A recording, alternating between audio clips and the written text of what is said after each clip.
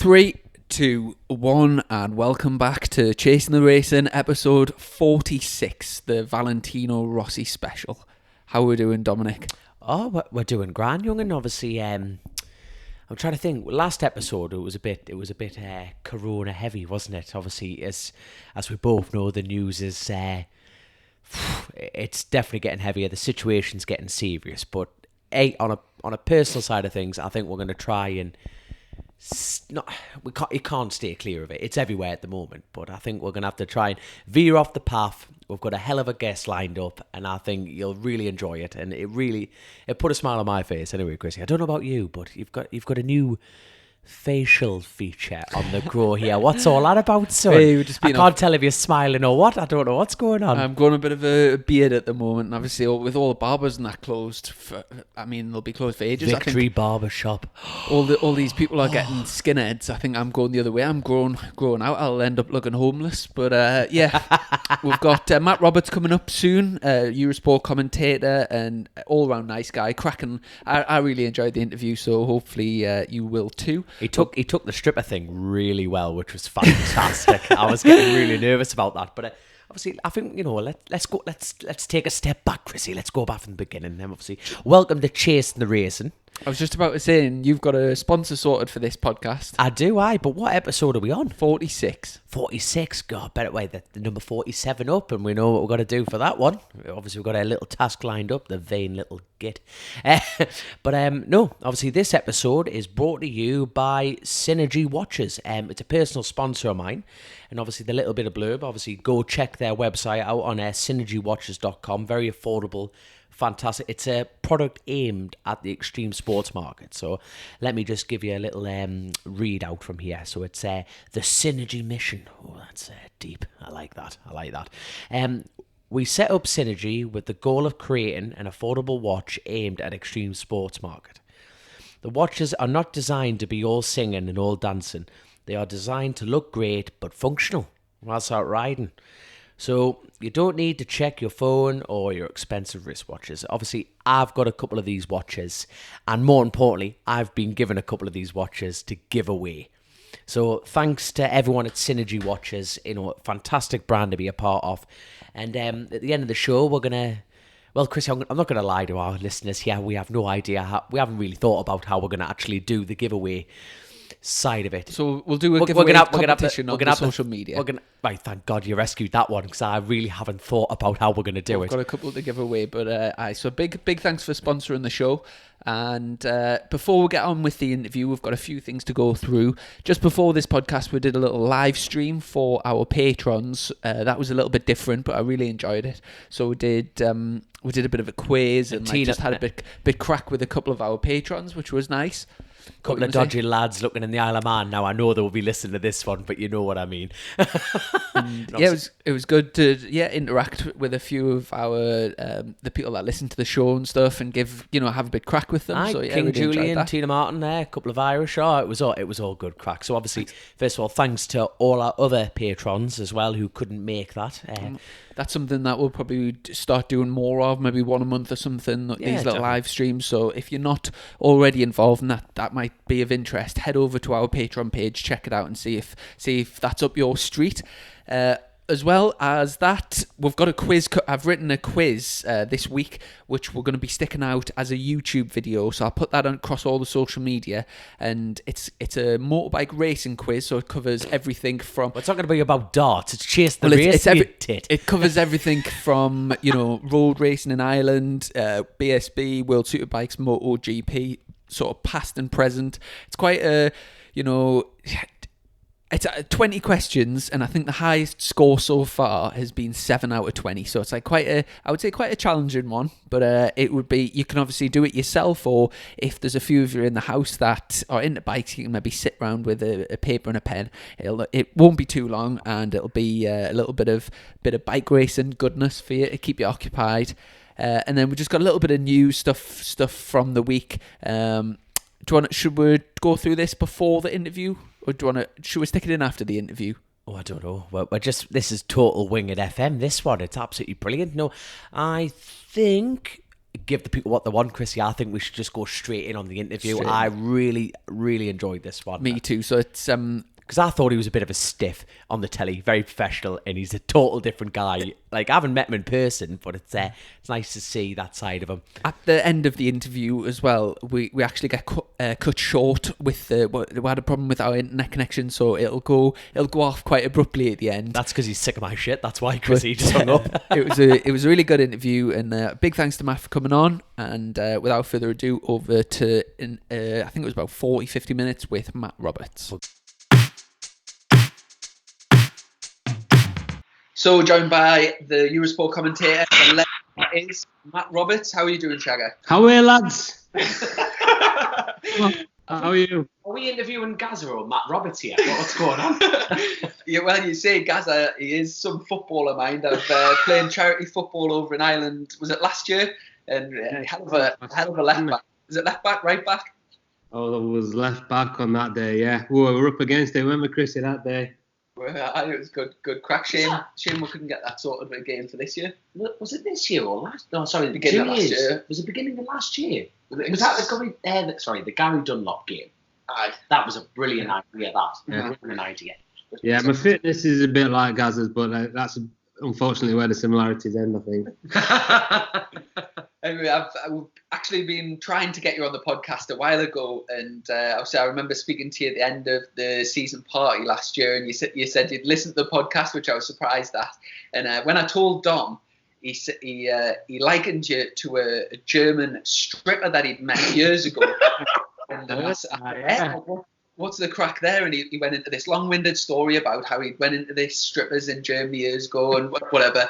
And long-winded, and after this long-winded explanation, the only similarity that Dom was drawn upon was the fact that this German stripper could speak quite a few languages, and so could you.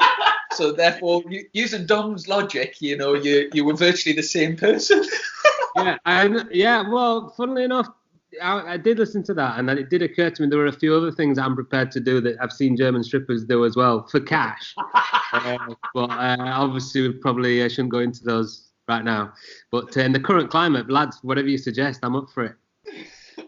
Speaking of the current I don't even know climate, what to say. You need some tarmac doing. You what, sorry? You need some tarmacking doing. The tarmacking. Are you any good at tarmacking, like? Never mind. You have to look it up, lads. Google it.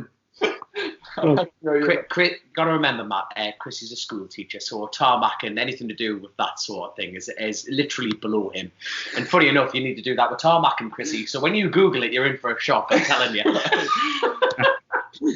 You mentioned the current climate, obviously, everything getting cancelled at the moment with this coronavirus and what have you. How are you keeping yourself busy?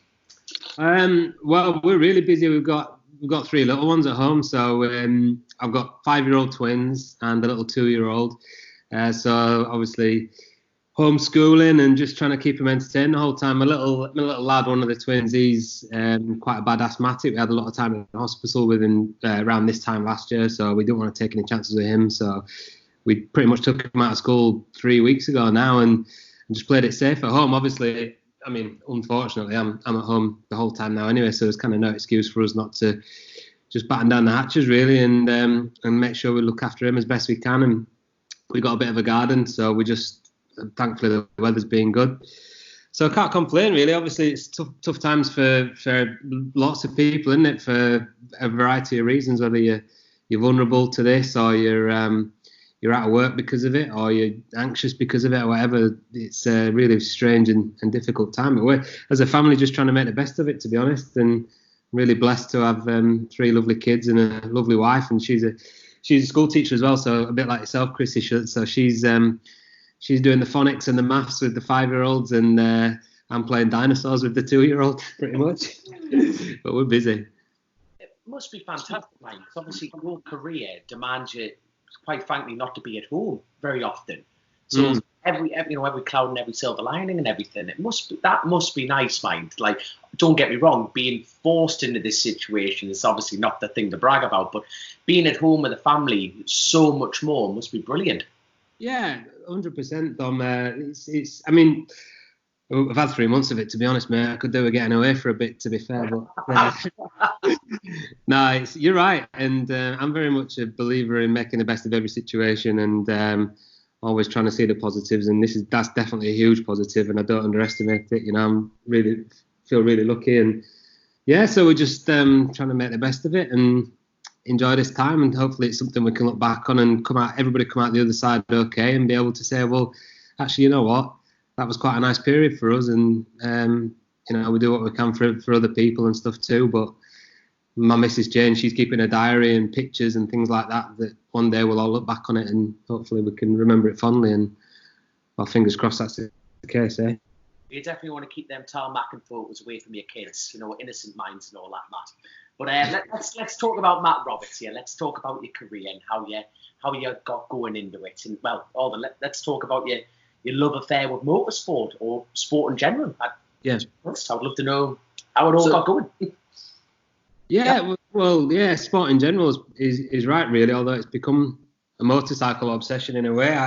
I actually, my way into it was I studied Spanish and media studies at university back in the late 90s, and I decided I wanted to get into sports journalism. And honestly, at the time, I wasn't really bothered what the sport was.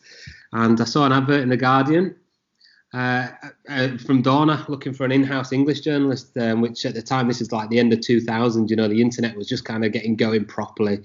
And they had a website, obviously MotoGP.com. They needed an English person to write all the content on it and stuff like that. And they wanted someone who was cheap and preferably spoke a bit of Spanish. And luckily I spotted the ad and just went to an interview down in London and told a couple of fibs. I mean, I think I might have told you about this one, Chrissy, before, but the best one I told was, well, it wasn't really a fib, but the girl I was going out with at the time, Jane, who is now my wife, her uncle was in a band. He was a guitarist in a band called the Po Boys. And the drummer of that band was, as few people listening to this probably know, was James Whittam. So a lot of our early dates, we would go and watch the Po Boys. So, and obviously I knew who James was because he's from Huddersfield like me, and I'd seen him in the local paper and watched a few of his races on the TV and what have you. So on my application for the job with Dorna, I put down, I have a particular interest in Grand Prix motorcycle racing because James Whittam is a friend of the family, which was true, but it just wasn't my family. Sort of white lie there, really, to be fair. And I saw him write down, because he was obviously a Spanish bloke, he wrote down, Amigo de James Whittam. And then I got the job and moved out to Barcelona and everything. Then the following year, I was at the British Grand Prix, and Whit was there. I think he had a big smash in 2000 where he'd done his pelvis. And he was still injured. He was walking around, hobbling about. Anyway, I was sat in the office with my boss, who by this time has worked out that I didn't know the first thing about motorbikes when I first joined the company. And he looks out the window and James is there and he says, hey, isn't that your friend out there? And I looked out the window, saw Whit, and I'm like, yeah, it is, yeah. And he says, are you going to go outside and say hello to him then? No, I've gone there. Yeah, of course I am, yeah. So I get up, go outside, I walk up to Whit, who was busy chatting to someone else, and I was like, excuse me, James, I'm really sorry. I know you don't know who I am, but I'm going out with Mick's niece, and my boss is the other side of that window, and he thinks I know you, so it'd be real good of you if you didn't mind just pretending that you knew me. So, of course, he slaps me on the shoulder, and he's like, yeah, right, lad, how you doing? And so I've gone back into the office, and the boss is looking at me like, still not convinced, But yeah, anyway, in a long-winded way of answering your question, I just wanted to get into sport, and motorbikes was the first kind of thing that came along, really, and that's how it started, and I never looked back. I loved it from the first day. And then going from those days of writing on the MotoGP website and, doing a bit of translation and stuff, what then was the transition into, being in front of the camera and, obviously what you went on to do from there? Like, what was the initial step into presenting on the TV? Well, Dorna, as I think more people probably realise now than they would have done back then, they own the television rights to MotoGP and the commercial rights and, run the whole job. And they had a world feed obviously the world feed images are what everybody sees around the world when they're watching the MotoGP races. That's all produced by Dorna, track cameras and everything else.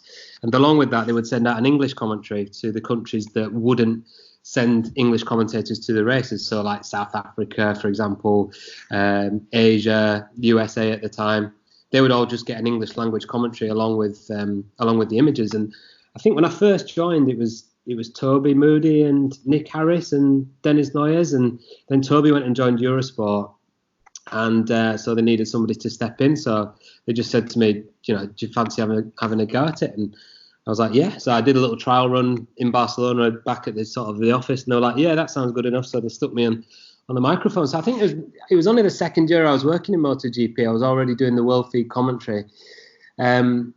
And it was funny, actually, because just BT did a thing the other day where they're running all these classic in the absence of the live stuff.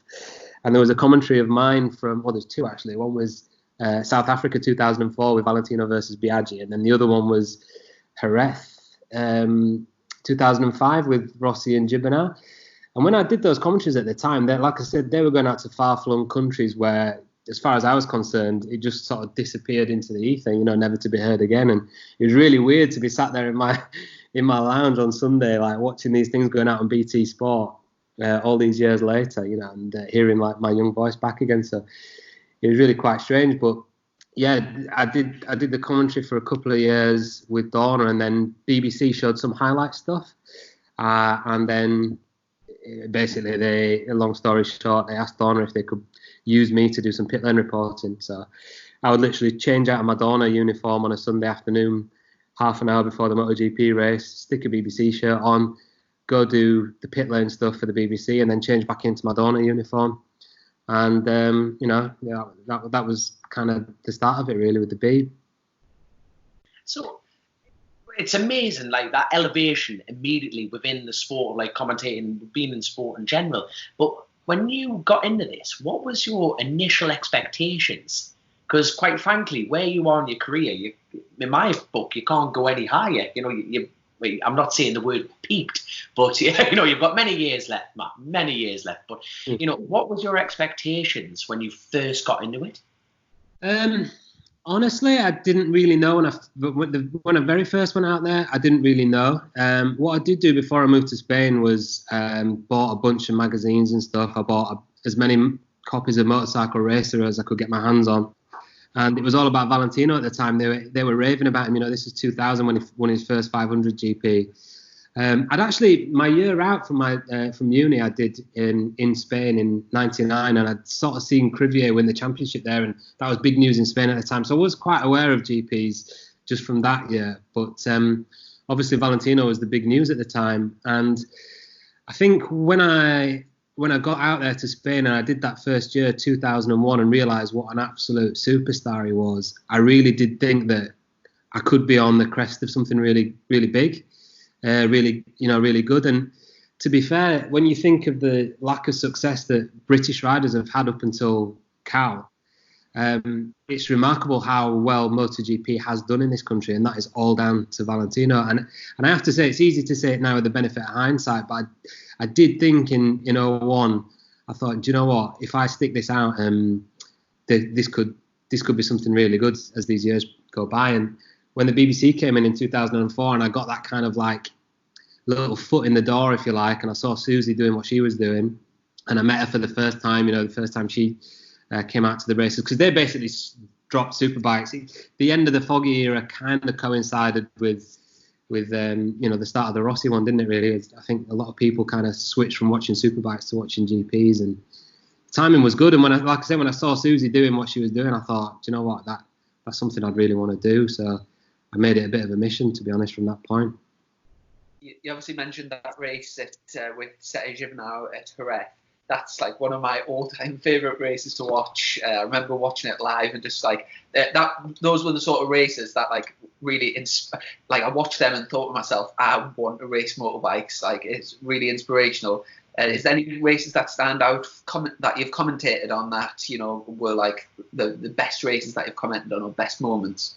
Oh gosh, well that's hard to beat, really. Those two, South Africa 2004 and and Jerez 2005. The funny thing is that because I made that switch to the BBC in 2006, and I went from being a commentator to a pit lane reporter, and then eventually onto a presenter. So commentary-wise, I didn't really do it for that long. I did 02, 03, 04, 05. I did 4 years of commentating, and I was very green. It was strange, really, because doing those world feeds, at the time, it was almost an afterthought, really, for Dawn. It was kind of like, yeah, you go up there and sit in that commentary box, and me and Nick Harris would go up, and it's hard to imagine now, especially if you've had any kind of experience with TV, but we would go up, sit there with a couple of microphones, look at the monitors, wait for the stuff to start, and then start talking. And then when the race finished, we just stopped talking, and no one ever gave us any kind of feedback or anything. So we just kind of, I don't know, we just crack on. And I didn't know if I was doing well or I was doing bad, or if this was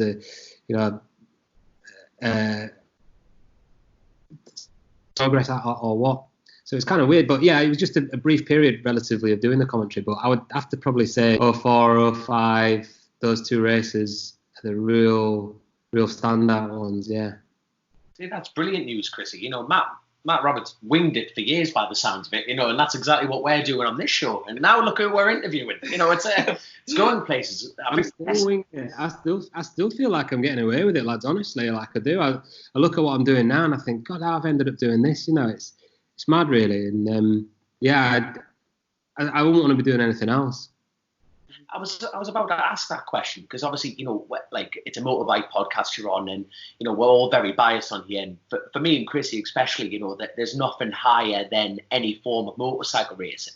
Now, have you ever been, you know, tempted to think, fancy a crack at the F1 or skiing or naked ping pong? You know, is there anything that you think I fancy a change now and then? No. Yeah, definitely. I think, especially earlier on, I always thought that I wanted to do as many sports as I could and become a multi-sport presenter, if you like. And I think when I started at the Beeb, that was very much the way I saw myself going, if I could. And I used to push to get on lots of different things. I ended up doing a bit of reporting on Football Focus. I co-presented the Super Bowl in, I think it was 2009 or 2010. So I was out in Miami doing the Super Bowl from there, and Jake Humphrey was back in the studio in London, and we kind of co-presented it together. And when I look back now, I probably wasn't really ready for that. But I was just pushing and trying to get into different things. Not that I wanted to get away from the motorbikes, I didn't, but I did want to show that I could do other things. And I wasn't, you know, just a specialist in that. So, and that's probably still the case today. And I actually did the Winter Olympics. 2 years ago for Eurosport, which was a brilliant experience. And so I have done other stuff, and I would like to do other things too. But I don't know if it's this current climate right now, or, you know, we're all just sat here just appreciating what we've got. Sometimes you spend so much time in life looking for what you haven't got and pushing on to the next thing that you don't really take stock of what you've got and how much you enjoy it. And to be honest with you right now, all I want to do is get back to a BSB paddock or a World Superbike paddock and do the job that I've been doing and that I love, you know. I'm just, my next little question, I'm just full of pop questions. That's all I do on this show. It's, sorry, I'm getting a bit deep, haven't I? No, when did the TT opportunity came round? How long have you been doing the TT, commentating? And my brain's gone at fart there. So how long's the TT side of the racing world been a part of you? Well, I did. In 2009, I got the opportunity to do a couple of days. Craig Doyle was like at a wedding or something like that, and he missed like 2 days in the middle of the TT. And I can't exactly remember how it came about, but they asked me to fill in for him. So I went and did 2 days then for Craig and hoped it would lead to more, but obviously, well, it didn't.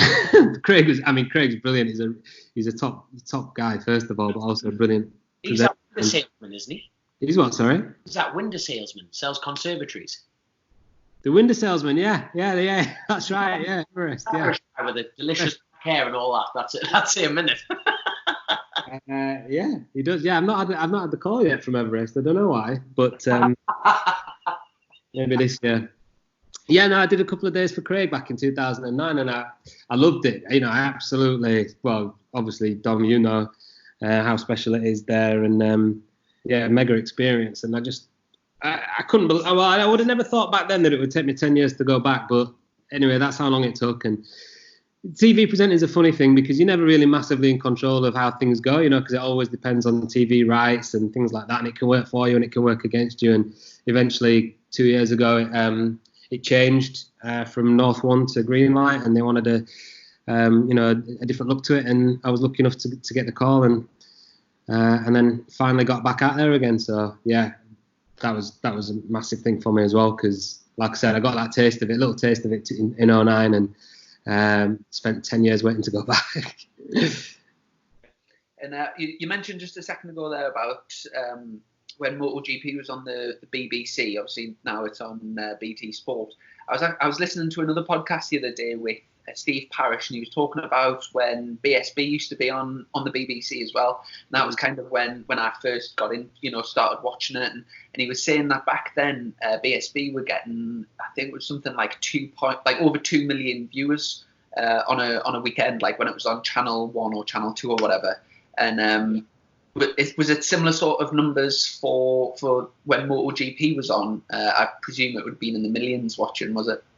Yeah, on BBC Two, the average audience was between, I think the average was about 1.1, 1.2 million, and a good day would be about 1.4. But it's funny, like TV habits are really strange, right? I don't know if you lads might be too young to do this, but I bet the slightly older listeners will be like me. When you turn the TV on, you check what's on BBC One first, and then work your way up from there. It's a really weird thing. And when they one year, I think it was when Toseland came into the championship in 2008, they stuck the British GP on BBC One, and rather than getting 1.1 to 1.4 million viewers, we got 3 million that day. And that was, I think, slightly because of the fact that it was the British GP, and James, we thought, had half a chance of doing well, but also it was mainly because it was on BBC One, and you just get those, you just get that thing where people just flick the TV on, they press number 1 on the remote, or 101 as it probably is now for most people. And if they like what they see, they leave it on. And it's kind of a shame because that free-to-air coverage that we were getting for MotoGP, which was much needed at the time, and still is, no doubt, has gone down. It's gone for good, I think, with the way that pay-per-view TV is going in, not just in our sport, but in every sport. Yeah. I think, like you say, I think a lot of the fan, not the die-hard fans that would be desperate to watch anyway, but the people that would just sort of flick the TV on and are like, when BSB was on or MotoGP or whatever, so it opens the sport up to a lot more people, I suppose. But speaking of switching to pay-per-view and going over to obviously the MotoGP, going to BT Sport, that was around 2014, and you made your switch to start working for Eurosport. And obviously from then getting heavily involved with the BSB and the World Superbikes. How did the initial change go from the MotoGP paddock into your BSB and your World Superbike paddock? Well, I mean, it was, to be fair, it was only the BSB paddock, because World Superbike we didn't really do on site for the first few years. We only started doing that a bit more the last 2 years. So quite a big change, obviously. One that I was probably ready for. I was a fan of BSB anyway from watching it, and if I had the chance between MotoGP weekends, I would go along to a BSB race and watch. So I kind of knew the paddock a little bit and knew quite a few of the people there anyway, And I was just ready. I was ready for a change. To be honest, if it had stayed on the BBC, I would have carried on doing it for another couple of years. Pretty sure of that. But honestly, for the last 2 years that I did the MotoGP, it was good for my career, but personally, I was over it. I'd been doing it for 13 years. I'd never missed a race in that time. I found it quite wearing, really. It's the same circuits, the same people.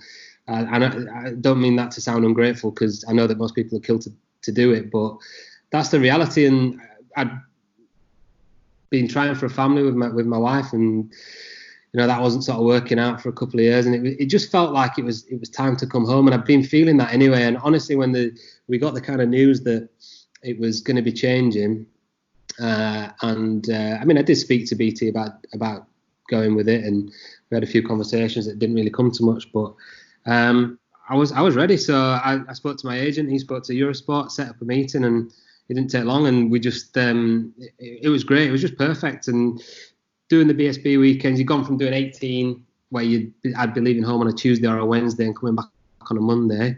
I go to a BSB weekend on a Friday and come back on Sunday night. And, we were lucky enough. I mentioned my twins earlier, they're 5 now.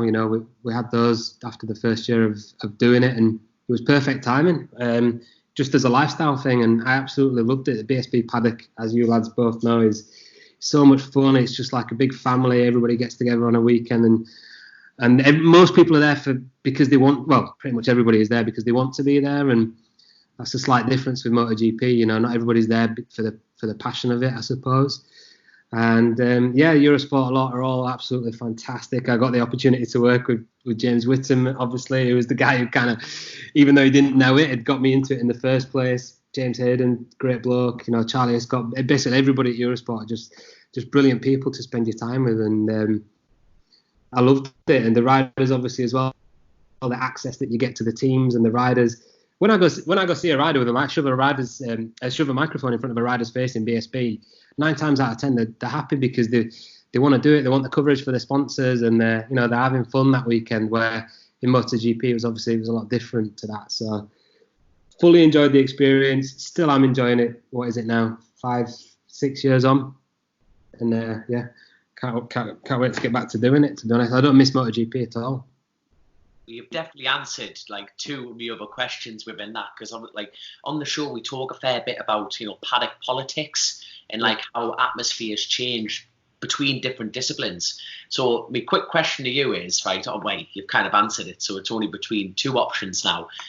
If you had to pick one paddock to stay in forever, would it be TT Rhodes paddock or a BSB paddock? Oh. I know.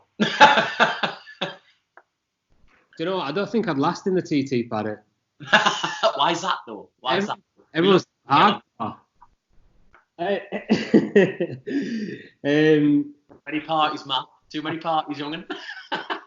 Too many parties. Too many wisecracking Geordies. Too many and Irishmen. And looking to rid me. And I'd look, man. I love them both. Actually, to be fair, it's. Come on, no, that's not how it works on the show. You can't make me choose, Dom. Come on.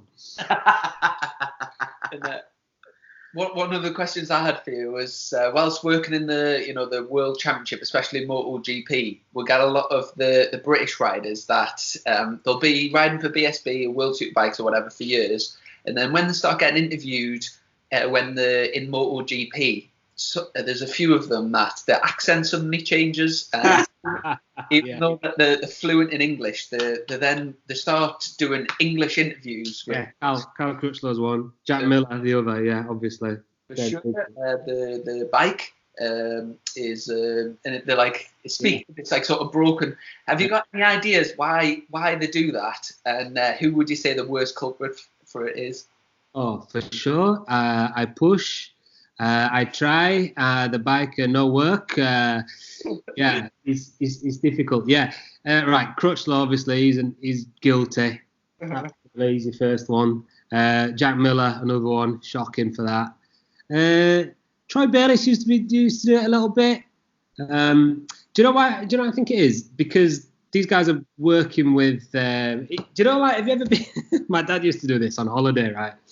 You go on holiday to like Spain or wherever, and the waiter comes round and he obviously speaks perfect English, and he's like taking the order, and Dad will always start shouting at him and speaking really slowly, like in an Italian accent or a Spanish accent. So we have a pizza, 2 pizza, and we have 1 spaghetti. It's like that, isn't it? So you think by speaking more slowly and in their accent, they're going to understand you better. So I think because these guys work with Italian crew chiefs and Spanish crew chiefs and stuff like that, they kind of get into doing it during the day. And then actually, a lot of the time, the interviewer on the TV will be foreign as well. So they just do. But there's no excuse for doing it to an English person. Yeah. I love it. Cool. Here's a question. Obviously, how many languages do you actually know? Oh, not like fluent and not fluent, you know what I mean?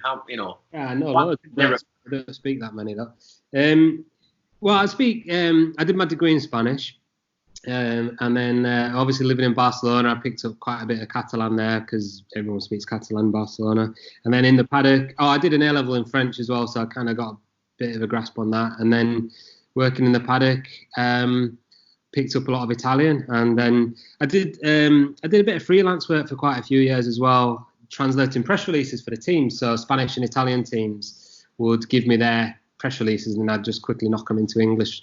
For a couple of quid kind of thing. So I remember one of the Italian teams coming up to me, it was Grissini, actually saying, would you do our press releases from Italian to English? And at the time I didn't speak any Italian at all. I was like, but I needed the money. I was like, yeah, I can do that.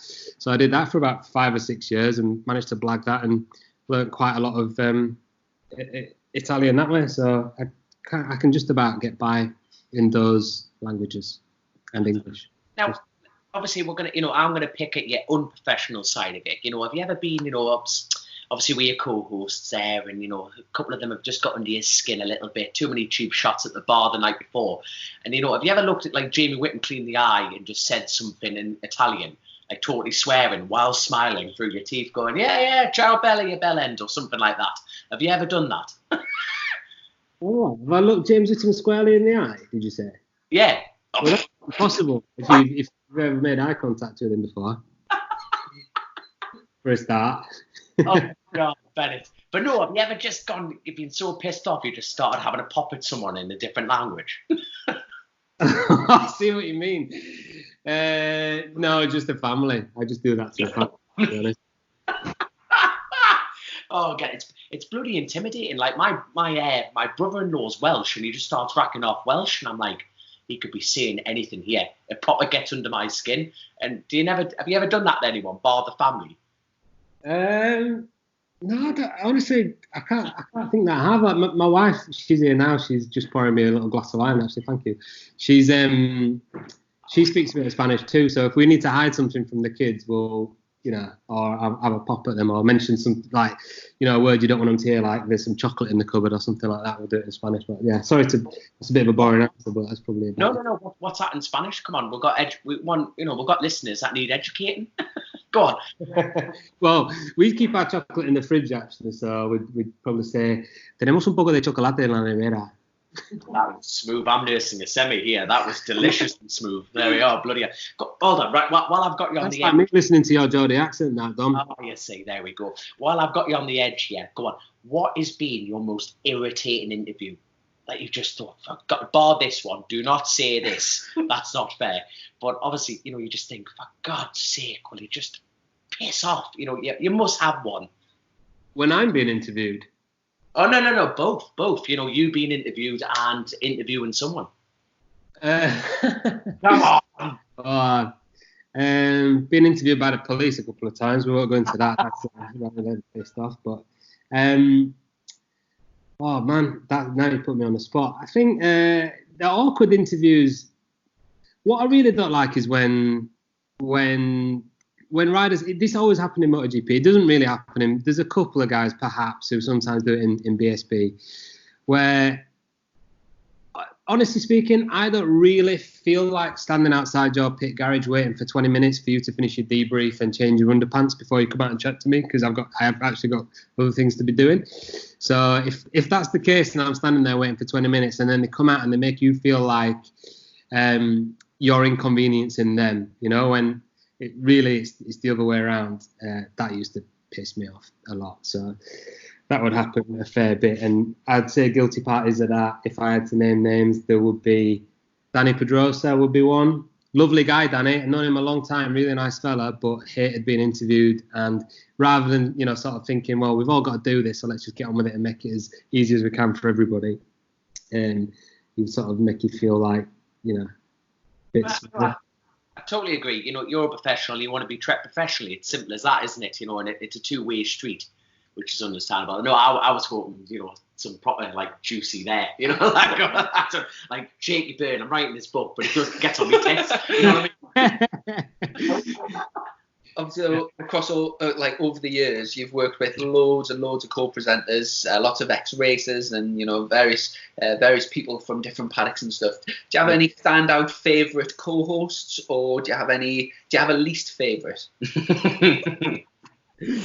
Yeah, Yeah, my least favourite. Yeah. God, now. Look, when the BBC, right, put it this way, when Susie stopped working on the BBC in 2010, I really felt like I was probably maybe this was cocky at the time, but I felt like I was the most qualified person to take over from her. Yeah. And I certainly put my case forward and that, and basically the guy who was the boss at BBC at the time, who was he was kind of like this caricature of a BBC exec that you'd expect to find, a real kind of posh public school boy type of thing. And he kind of said to me, look, I think you're quite a good reporter, but you're never going to be a presenter, so forget it. And we've got this person in from Sky Sports, and she's going to take that job, and you're going to carry on as a reporter. And I was gutted, but I kind of at the time I thought, oh well, he knows what he's talking about because he talks in a posh accent, so he must do. I went along with it, and then it turned out. Yeah, that was a difficult year, put it that way, and working in that situation was hard. So that would sort of answer one part of your question, probably, I think, in a way. And then the best is just like impossible to say, honestly. And I'm not James Hayden, absolute legend. James Whittam, just what more everyone knows. I listen to your guys' podcast, and everyone's watching his videos now on Twitter, and everyone knows what a legend he is. And he's, as you guys know, he's just like exactly like he is on camera, because he only has one setting, which is honest. And that's just how he is. Steve Parish and Charlie Cox actually were brilliant as well to work with. Charlie used to get a bit of stick, but he was just a brilliant guy to be with and to work with. So loads, as you said. And I suppose you're really lucky in the fact of a lot of your colleagues are people that you would choose to sort of go out for a drink with and spend time with. You're lucky in the fact that the people that you've sort of forced to socialise with when you're away are actually extremely good choices, if you know what I mean. Mate, you've hit the nail on the head there. That's exactly how it is. And when we go on a BSB weekend, we'll get there on a Friday morning or whatever and work on Friday. We go out for a meal on Friday night, go to the pub, have a few drinks. And I always feel that it's the best thing we can do is carry that over onto Saturday when we go on air and not change anything. And I think people feel comfortable with that, and they feel part of that then, because we can all relate to that, can't we? You want to, when you switch on the TV. I did a presenting course when I was at the BBC, and the guy was really good in lots of ways. Some of the advice he gave me, and he was like, listen, when you come on the TV, whoever's turned that TV on in their living room, they're inviting you into their house. So you need to make them feel comfortable, because no one wants to have an awkward person in their house or an awkward situation in their house, because they'll turn you off.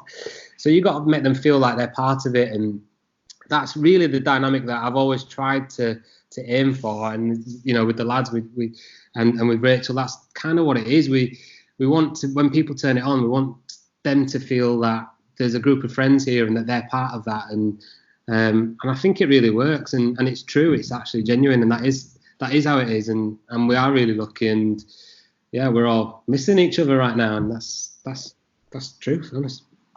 And for obviously the last good few years, you've been in the BSB paddock, and obviously there's a lot of support classes running up to the superbikes. Is there any particular support classes that you've enjoyed following, or do you have a particular favourite? dropping hints there, Chrissy, are you? Oh, what's going on? I'd say we're thousands. Thousands. Superstar 1000.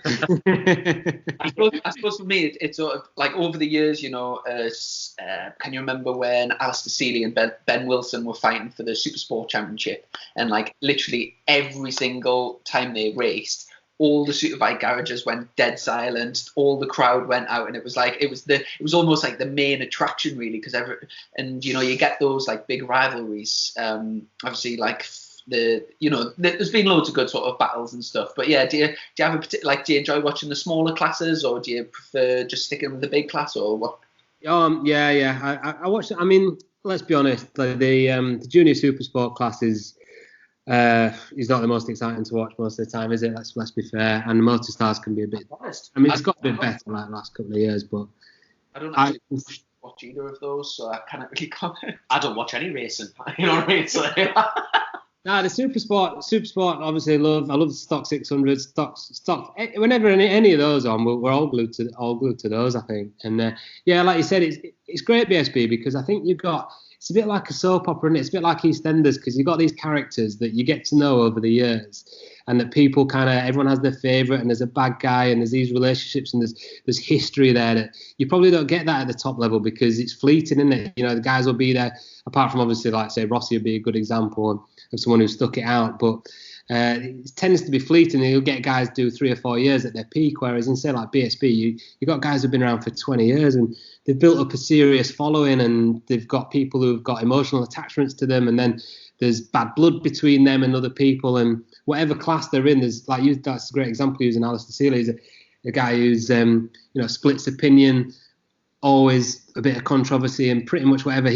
class he's racing in, you are looking out for it and you're watching it, and that's the beauty of BSB. And I remember, I think it must have been the second year I was working in it. I took the kids were tiny then, but I took the wife, and my sister and her husband came with their 2 little kids to Alton Park, and they sat on the grass, and we sort of like watched the Friday practice just as punters, and I thought, wow, this is brilliant, because no sooner has one class rolled in than the next one's coming out, and the entertainment throughout the day is second to none, I think. So yeah, that's what makes it, isn't it? Yeah, it is. Like the whole system, it works really well, and like you say, it's a great weekend, really, especially with the campsite and like the live bands and fun fairs and everything. In the elite class, obviously, with being a commentator, you've kind of got to stay impartial and commentate on the race, but you must, like, just as a human being, you must, have favourites. Is there any, like, do you have a particular favourite in the superbike class? And do you ever find it difficult to not show that bias when you're commentating? No, not really. I wouldn't really say I have any favourites, and I would like to think that if I did, I would never show it, because that would be unprofessional. Probably more in the GP days I did, because I worked with, I did Casey Stoner's book for him after his career kind of finished. But prior to that, him and Chaz, I got to know them really well. We kind of started at the same time. I started doing my job with Dorna in end of 2000, start 2001. And then those boys started, I think, 2002.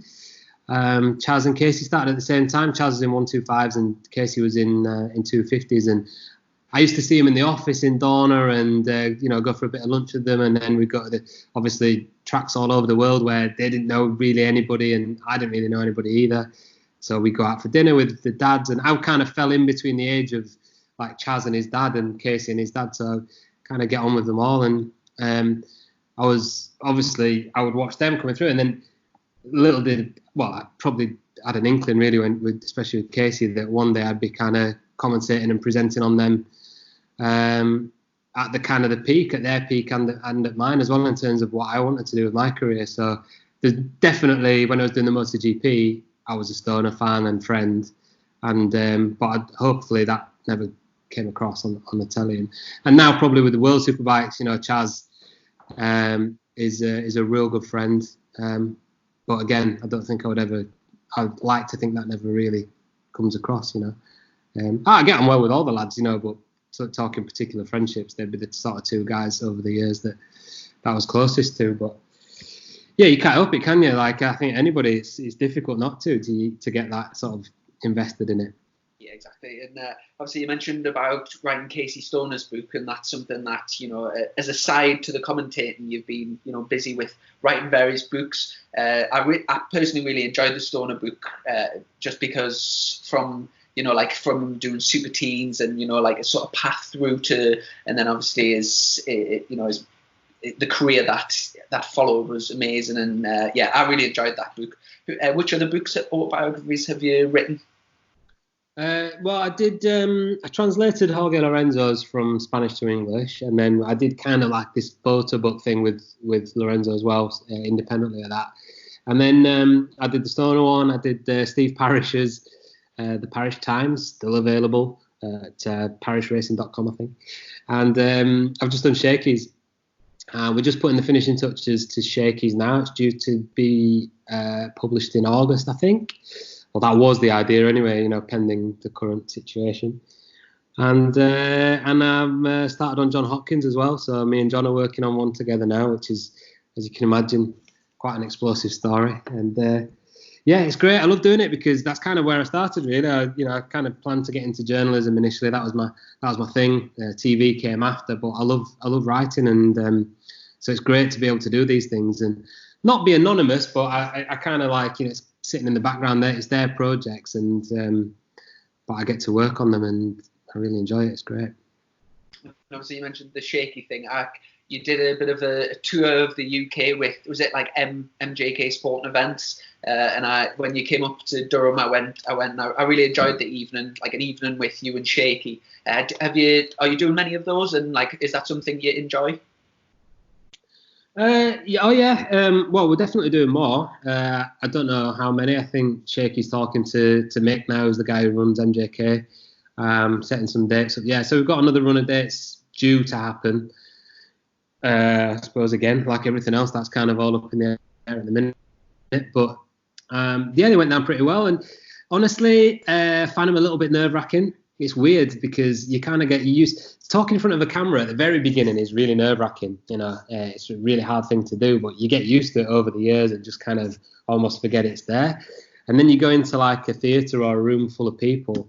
And it's a totally different thing because everybody's sat there looking at you. And people get surprised by that. But when I get sometimes asked to do a little event at the NEC or for a dealer or whatever, or maybe a hospitality on a weekend at a BSB round, and I get much more nervous doing those things than I do doing the TV. It's a weird thing, but it's crazy when it's like, I mean, sometimes when you've been doing the MotoGP, there'll be literally millions of people watching you. Like you'll be in there, millions of people's living rooms. But it's funny when you just, I mean, like right now, recording this podcast, there'll be like thousands of people listening. But if you were sat in a room with like seeing all the faces that are listening, it's a very different sort of dynamic, isn't it? Yeah, you can't forget about it. You can't switch it off when they're all there, especially when you crack a joke and nobody laughs. At least, yeah, on the telly, like if I crack a joke, we've got a brilliant director on the BSB called Richard Coventry. He's directed every BSB race since, I don't know, God knows when, the 90s, and he's got a similar sense of humour to me. He's from Yorkshire as well, so if I crack a joke, even if it's a shit one, he'll laugh. I think he kind of does it out of sympathy for me because he knows that I need it, and it helps kind of keep it on rather than that tumbleweed. Do you know what I mean? Which occasionally has happened on those Shaky nights, I'm afraid to say. Usually down south though, Chrissy, you know what they're like. I actually, like, obviously I've known Shane a lot and like followed his career and stuff, but that night I actually did like learn a lot, especially about his early life and about him being adopted and stuff like that. Stuff I literally had no idea about, and I found it really interesting. And obviously you mentioned about John Hopkins recently and the crazy life that he's led, and I'll really looking forward to that book coming out because I'll enjoy that. But I've seen recently John Hopkins has been playing a big part with Joe Roberts in Moto2, and after a good few years in Moto2, Joe's went from being like sort of right near the back to breaking the lap record at round one, like leading the race, pole position, and sort of John coming on board as a sort of coach seems to have had a massive impact on him. Do you like speak to John quite a lot? I presume with writing his book, you'll be in close contact with him. Yeah. So I spoke to him, I think 2 days ago, and he was saying how much he was enjoying the role. He kind of had some bad experiences with management himself over the years, and so I think he was kind of like, I know it seems strange that I'm doing this with the bad experiences I had, but actually I think that sometimes bad experiences like that can put you in a really good position to get it right when you go to do it. And I think that's the case with him. I met Joe when he was in the Red Bull Rookies like years ago. The funny thing, well, it might not be that funny, but Joe Roberts' dad is called Matt Roberts. And like on at least 2 or 3 occasions where I'd go to a hotel during the MotoGP years there, and he'd been checked into my room already and he'd taken my room and vice versa or whatever. I ended up chatting to him a lot, and Matt, Joe's dad, is English. He's from London, and he got into some kind of tech business and moved out to California there, and he had like Joe and his other couple of boys, got him into racing and stuff. Joe's an interesting kid, actually. He's a pretty intelligent guy.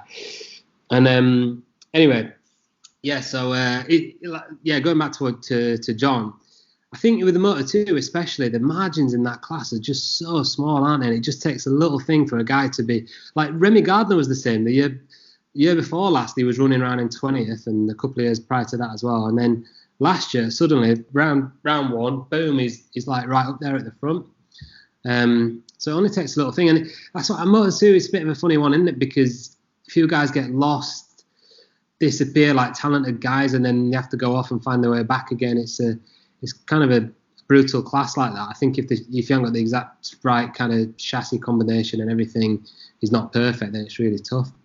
But hopefully Joe will do well, and I think John's really enjoying it. He's got a lot to offer, obviously, because his experience is second to none, and his talent is, and he's just a good guy to be around. He's just a fun, positive, light-hearted lad, and I think for racers in a pressurized environment like the Moto2 World Championship, that can only be a good thing, you know.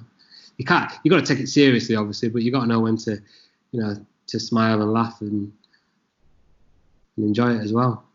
Well, the real question is, how would John Hopkins do on this show? How do you think he would get on chasing the racing?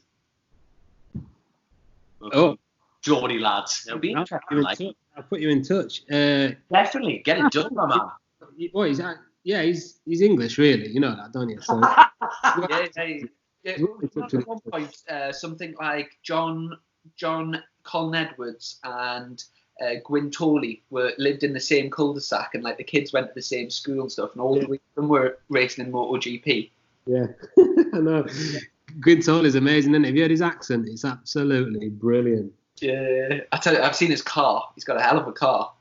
McLaren. Yeah. He used to turn up to BSB in this McLaren, like 650 or something, like unreal. Yeah. I don't know the exact story, right, but basically Sylvain, he broke his leg at Donington during the 250 Grand Prix. It must have been like 01, something like that, or 2 maybe. And he broke his leg, I think I'm right in saying this. And so he was hospitalised here in the UK. And his parents kind of had some kind of pen pal agreement or exchange agreement with a family nearby in Donington or in Leicester. And that was Caroline, his wife now. And he ended up going and staying at Caroline's house while he was convalescing from his broken leg. And next thing you know, she's brought him a bit of toast for breakfast. And here they are, all these years later. He's got a Leicestershire accent, and they've got about 25 kids or something. So that's how that... I'm paraphrasing a bit, but I think that's how that story went down. That's crazy. And I tell you, Matt, just before we wrap up, we'll run a Patreon site where we'll have like our sort of fans like get to ask questions. So I've just got a few quick questions for you that have been sent in. The first one from a guy called Brian Carson said, "What happened with Jodie Kidd from 2 years ago? I heard that there was merciless harassment of her by the fans who thought they were being patronised. Is that true?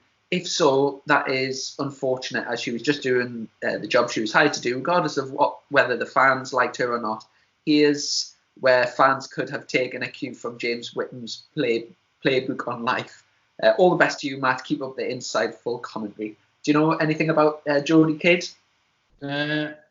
Yeah. Oh, well, thanks for the question and the nice comments there. Yeah, Jodie was amazing to work with. She was brilliant. She's a proper good laugh. She's real good lass. I think honestly, it was tough for Jodie because she was new to bike. She wasn't new to motorsport. She knows her cars and stuff like that, and she obviously got the chance to come and do the TT. And she couldn't have sort of tried harder or anything, but with the TT, you're under a lot of time constraints.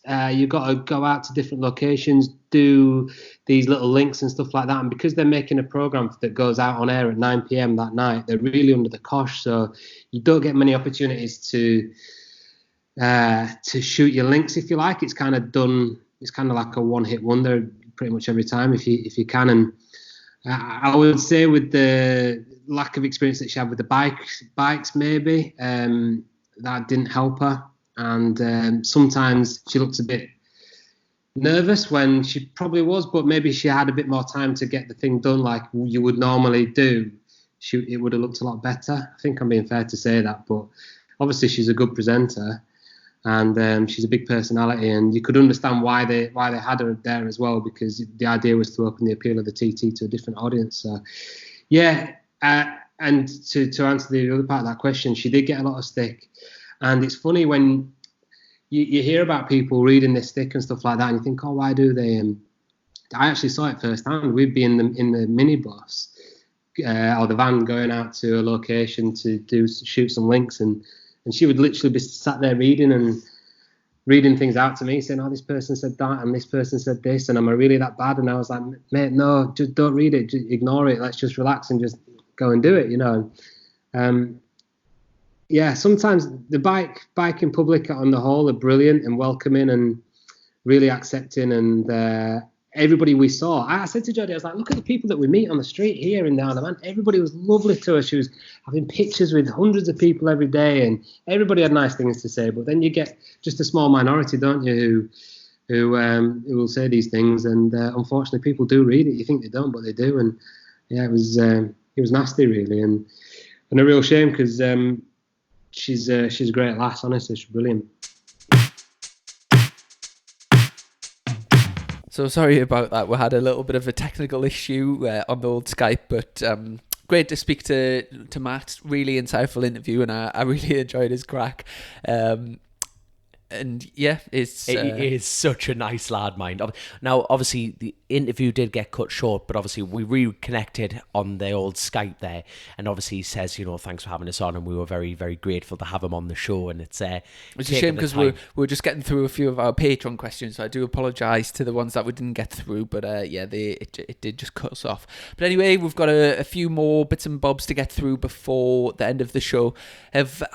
Have you been busy since the last podcast? Have you been up to much? Well, to be honest, I think like everyone, we've just been staring at our phones, checking Instagram and checking Facebook and everything like that, and watching Netflix. But anything you can recommend on Netflix at all? Or? I've just started watching. It's terrible. It's terrible. Our racing podcast. What can you recommend on what can you recommend on Netflix? I'm just bored. I've just started watching Tiger King. I think it's the biggest thing on Netflix at the moment, but I'm only a couple of episodes in. This guy, I see loads of memes kicking around and stuff like that. I would just say, just watch it, because like I said, I'm only a few episodes in myself, but it's crazy, it's funny, it is really interesting. So maybe if you get bored, try that. And obviously, last week we were talking about a few comedy clips that were. Oh God, I had a good word of myself on the way home, going, "Hey, I'm proper weird, aren't I?" You know what I mean? And there wasn't many comments about my sense of humour anyway, but there are some people with good taste out there listening now and watching Blackadder, which is brilliant. Are you watching anything at the moment, or are you just being grafting? I tell you what, I have noticed a little bit of motorbike news to keep everyone interested. Mm-hmm. Well, obviously on a personal note, got the Super Twin suspension all sorted from K-Tech. That's going Fabulous. in. Thing is, everyone's taking a proper step back at the moment because people have been very careful with their money, and you can understand that because we don't know what the situation's going to be. But it's nice to see people, I'm still in touch with people. People are still going, we're doing this, we're doing that. We've got time to do this, we've got time to do that. But what was dead interesting, having a look on... Well, Peter Hickman put up on his Instagram, I'm not sure if it was a couple of days ago or whatever, they're cracking on with that Norton Super Twin. The super light thing. Light thing. Obviously, that was a project that he took on before the whole, in getting involved with a criminal kind of situation. But and you see, the mad thing is, the Norton brand is still going, isn't it? Obviously, no one's no one with the hope. We're not going to go down the Norton route again. You know what I mean? But the good thing is, people aren't going against the brand. That's the important thing. People aren't attacking Norton. Well, that's the way I see it. People aren't attacking Norton, the bike.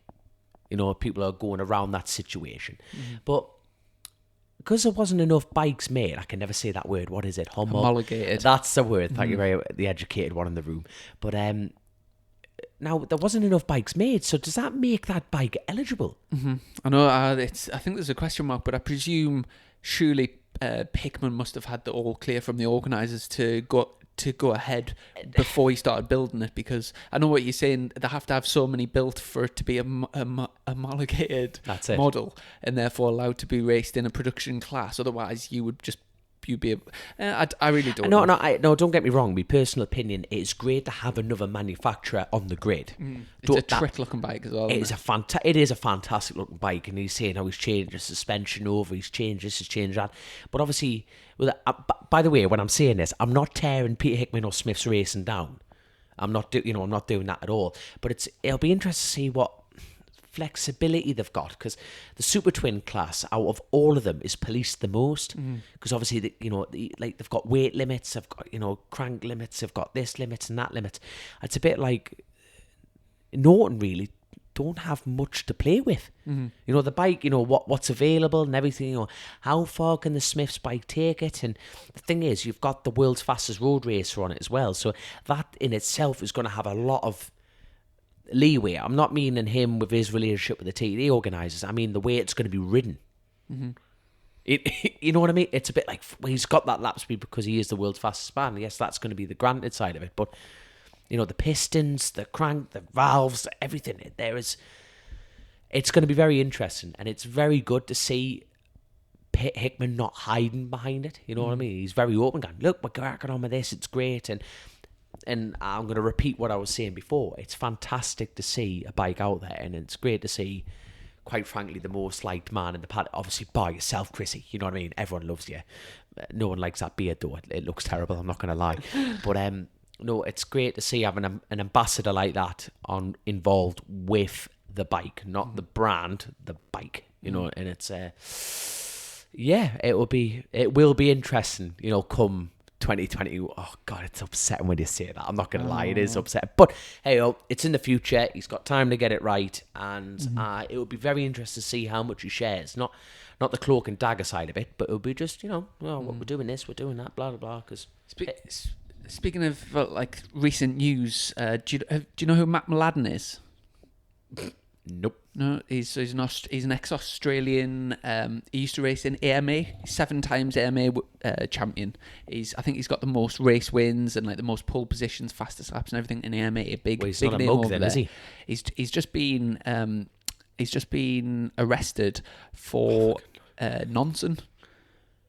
So he's it's all like a trial going ahead. So he hasn't been, for God's sake, he hasn't been charged yet, obviously, but he's up on charges for child sex offences, to having sex with an under 10-year-old. I think one of the things.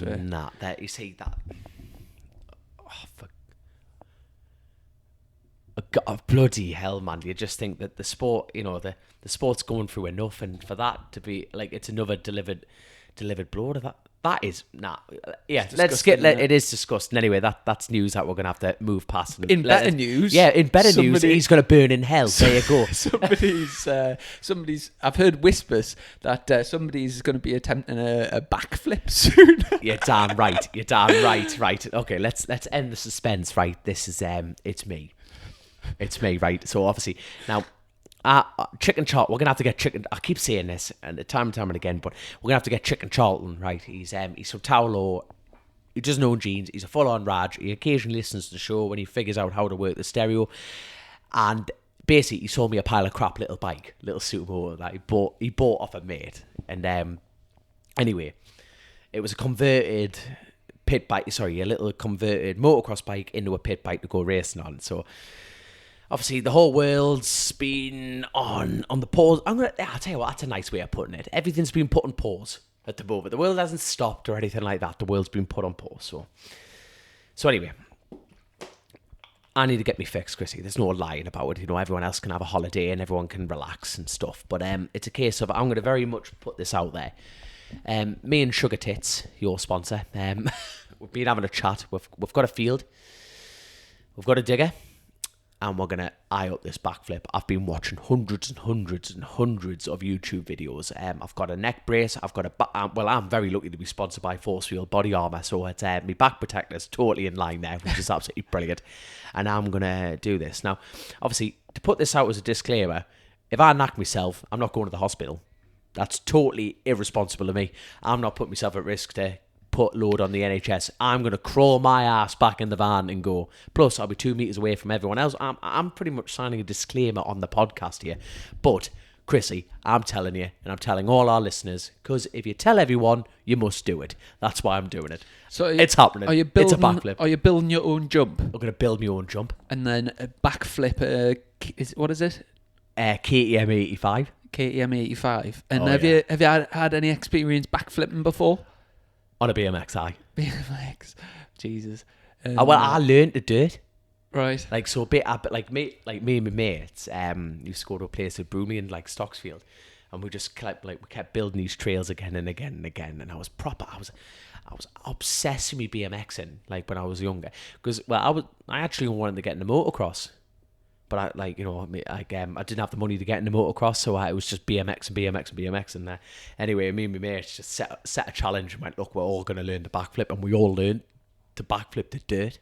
So did you not do, because when people learn to backflip, they usually do it in a foam pit and then transfer that That's because you're soft shites, you know what I mean? You're just going straight in full whiskey. Oh, full whiskey bar, you know what I mean? What sort of speed do you reckon you're going to have to hit a jump at to backflip? Wait, I don't know. I'm gonna have to suss it up. The thing is, I'm gonna actually honestly watching YouTube videos. How do you go from? What's the in between step though? You've either got to it's gauge and height. You just have to go for it. It's gauge and height. So obviously, to be honest, half the cheat isn't half the build. So if the more vert you make the jump, you've already done half the you've done a quarter of the rotation. Right. You're the maths teacher. You figured that out there, weren't you? So it's all about the inertia of it. Now the problem is, it's like everything in life. You know what I mean? If it's like you've got to commit. Mm-hmm. You've got to commit to it, and it's so the idea. Obviously, gauge at it and jump. Honestly, I'm making this sound like piss, and I'm going to end up knacking myself. I am, but no, it's something. Thing is, like motocrossing.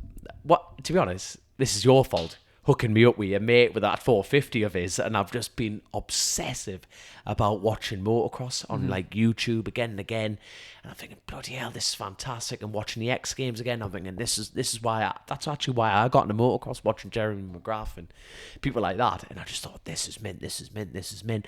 And just watching it, I thought, how cool would it be? Like, Carrie Hart was the first man to do a backflip in competition, and the height he went, I think he broke both his wrists on his landing. It was that big. But now they're executing it over 70-foot, 100-foot jumps and everything. It looks absolutely amazing. But imagine... They're doing triple backflips now. Someone that does triple backflip. Josh Sheeran, he's done, honestly, it's phenomenal. Incredible. But imagine, being on your deathbed many moons from now, gone, looking down, just great grandkids with a cigarette and a bottle of whiskey going, yeah, I can backflip a motorcycle. Yeah, go tell your nana. It'd be amazing, wouldn't it? So obviously, now that I've fully committed to this, I'm going for it. I might not land it, but I'm definitely going to go for it. Let us know as soon as you get this sorted, and I'll come and I'll get it sorted with it'll be our next YouTube channel. Our next YouTube video. Oh, it's got to be graphic anyway. So obviously, Synergy, my lovely sponsor and our giveaway for this episode, will be over the moon to hear that I'm obviously expanding extreme sports here. Backflips. So we're gonna. Any other crack? Are you doing much the rest of this week or out? To be honest, I've been very lucky that I'm getting drips and drabs of work, like emergency based work, you know, so like day here and a day there. But I've been a key worker. Well, yeah, just emergency based work, just because obviously railways, and also just previous sites when trees have come over and blown over and breaching houses and stuff. So I'm very lucky. I'm very lucky because, we said in the previous one, people are in some serious, and the only word is for it, in some serious shit at the moment. And no, I'm lucky that I'm getting the drips and drabs. So to be honest, Chrissy, I'm just waiting by the phone, ready to go. And now that I've got Sugar Tits on the line, I'm definitely just going to badger him until we get this jump built, and then we're just going to go from there. And I'll invite you up with your binoculars. Obviously, you'll have to keep it at social distance there. Just eye it up, son. It's killing us having obviously with having that 450 KX 450. And how's your shoulder doing anyway? Not being able to ride it. Yeah, shoulder's doing well. been just following the the recommendations and doing my physio and stuff. We're just over 3 weeks now. You keep putting photos up on it, and it looks like an arse crack now and then. I keep flicking home like, Jesus, what's he doing now? Shaving one day, shaving not the next. I'm like, what's going on? But no, it's feeling good, mate. And for the time, considering it's only been a few weeks since my operation, I'm really happy with it. So, well, you look more, you know what I mean? The way you actually, I'm not checking you out, Chrissy, or anything. Don't let's not make this extra weird. But you just look more confident. You know what I mean? The way you're holding yourself up, you can actually pick up that heavy mic with your small arms. So. Spot on. But no, you're looking good, son. You're looking good. You look like you've just come off the set of Brokeback Mountain with that stupid Chasing the Racing hat. But smashing. So we'll get another podcast in next week, and keep your eyes peeled for this YouTube video that we're going to be putting out with the quiz, because I think it'll be quite entertaining for you. And like I say, I think 7 out of 20 is being the best so far, and that was from I would say like quite an expert of the sport. So it's I'm not a entering difficult this quiz, and it's not quite a chance. difficult quiz, but just give it your best. And and obviously we'll look forward to catching up. We'll do another podcast next week, get another guest on. Obviously, after that Matt Roberts interview, we might have some serious rock stars coming on. So there we go. But you're all rock stars on this show, people. You're all rock stars. Excellent. So I'll catch up with you next week, and take care.